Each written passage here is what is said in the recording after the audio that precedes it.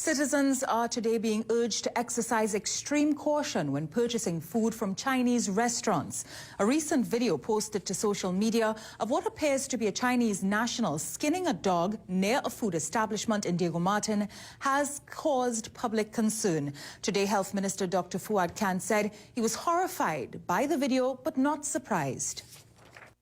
I realize that the amount of stray dogs in this country have disappeared, and also you don't see them in a pound, so they have to be going somewhere. So I have been very particular because I know in China, rats are eaten, dogs are eaten, and so do cats and other things, and the Chinese government is coming down on quite a few of those people doing it.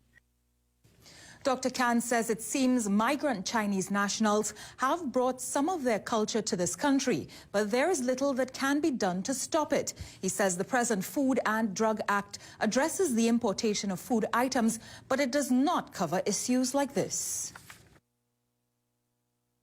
When you mix meat with MSG, vetsinate, and you soften the meat, the taste will change as well as the actual meat consistency, and it will look like beef or pork or something. So one has to be extremely astute for what they're eating, and they won't be able to tell half the time.